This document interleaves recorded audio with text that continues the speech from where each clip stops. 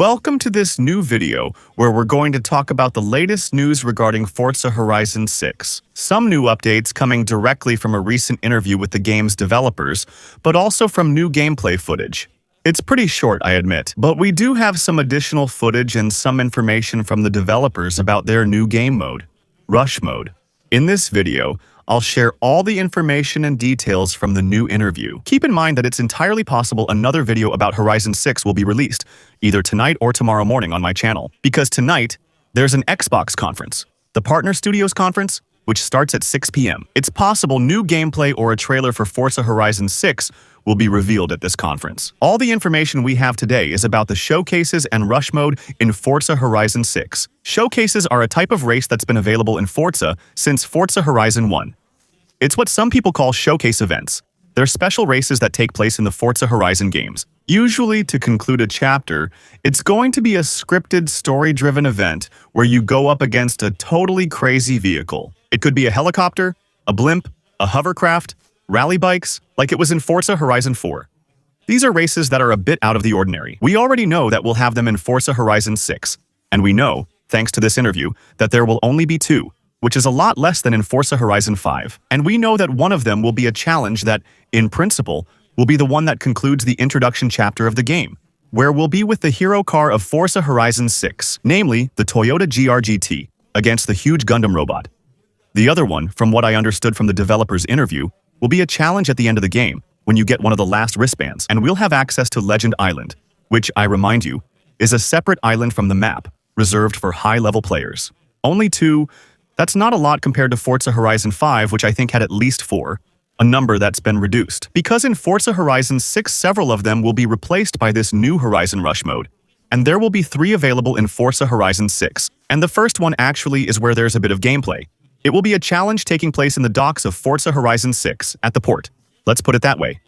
This was confirmed in the interview. There will be another one in the mountainous area, the snowy area, and a final one that will take place along the game's coastline. 3 have been confirmed, and the developers explained that they're not ruling out adding new challenges to Horizon Rush mode with future game updates. They explained that Forza Horizon 6 was designed a little differently from Forza Horizon 5, allowing a lot more things to be added in the long run, and that if players wanted more Rush events, it would be possible to add them.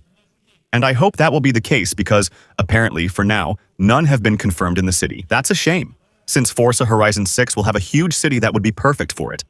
So, what will this game mode look like? It's going to be an obstacle race mode. For those who know Gymkhana, think of it as something a bit like that. It means it'll be a mix of drifting, racing with ramps, where you'll avoid obstacles while driving as fast as possible. All of this will be timed. And when you look at the course layout shown here, the one at the port, it's almost entirely that. Right-angle turns, really tight roads. It would have been really cool to have one in the city since Tokyo is basically like that. Right-angle turns and pretty narrow roads. The developers said this mode was made for replayability. Now, you can share your opinion in the comments, but it's true that the events that Rush is going to replace, the showcase events, were races that generally we only did once or maybe twice at most in Forza Horizon. To begin with, because after the first time, the surprise factor, the different slow motion effects, the various routes, or the unique vehicles you had to face would disappear. But also because the showcase events are extremely scripted, it's almost impossible to lose, unless maybe you break right before the finish line. Strangely, every time in all the showcase events in every Forza Horizon, the opponents always slow down a lot as they approach the finish line, just to make sure you finish first, basically. Replay value was low. Repeating the event didn't feel worthwhile. They tried to fix this with live showcases or regular Forza Horizon updates. There were the same events to redo with different cars, different race conditions, or different background music. But that wasn't enough to really make this game mode interesting again. According to the developers, what will motivate players to replay Rush mode is that each event will be timed and competitive, meaning the time you achieve in the event will be directly compared to that of all the other players. So, I want to say, it was already kind of the same thing in the previous Forza Horizon games. Unless I'm mistaken, I think you could already compare showcase times. Except that here, in Forza Horizon 6, these Rush events, you can do them solo, in co-op, but also in competitive mode. So I don't know if by competitive, the developers meant ranked.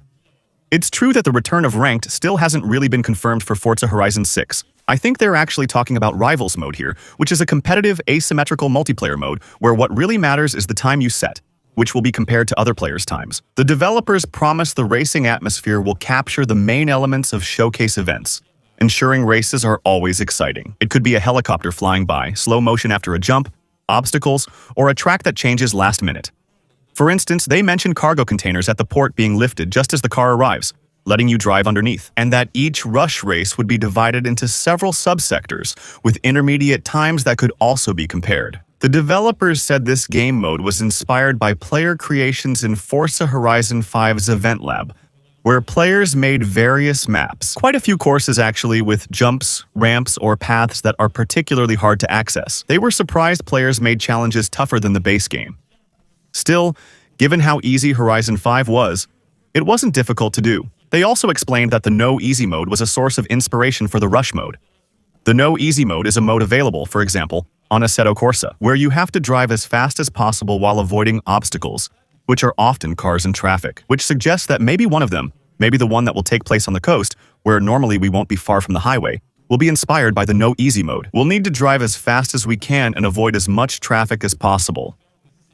Hopefully, there will be more traffic than in the game's early gameplay, where there wasn't much. So, that's it for the Forza Horizon 6 news from IGN. The last 3 or 4 videos I made about Forza Horizon 6 were based on news reported by IGN, which is a big YouTube channel. A quick note. I think the IGN YouTube channel communication was still a bit clumsy. To be clear, I'm not criticizing Forza Horizon 6, I haven't played it yet, so I can't give an opinion. And I think, based on the information we have about it, that it will probably be one of the best in the franchise.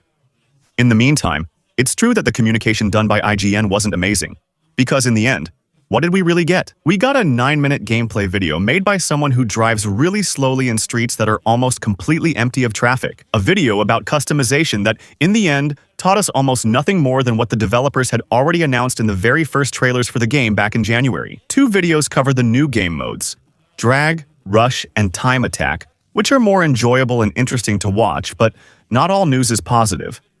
Let me know your thoughts in the comments, but I find that the communication around Forza Horizon 6 has been, so far, much less enjoyable and much less exciting than what was done for Forza Horizon 5. I think what really saves the hype around Forza Horizon 6 right now is clearly Japan, which will probably be incredible. It's the new features that have already been announced, whereas for Horizon 5, what really boosted the hype was more about the communication. There were live streams done directly by the developers who answered questions from the chat. They were much more frequent and much longer, and in those, they really gave a lot more information about the game. With Horizon 6, the marketing feels a bit hit or miss, and what they're showing doesn't seem to highlight the best of Forza Horizon 6. And by the way, I'm looking at some of the comments on different videos by IGN or on social media.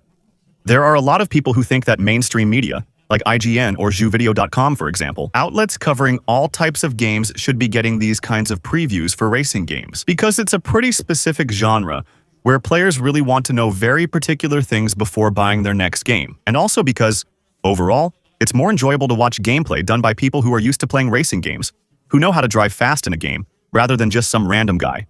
So, let me know what you think about that. By the way, I'm curious to know what you thought about the marketing around Forza Horizon 6 so far. Yeah, it's a bit hit or miss, honestly. First trailer in January, incredible, so we'll see what happens until May 2026. With nearly 2 months left to promote the game, I hope some more cool things happen. That's it for these updates. Maybe I'll share more news about Horizon 6 later, if there is any. Otherwise, see you tomorrow for the next video. Thanks for watching.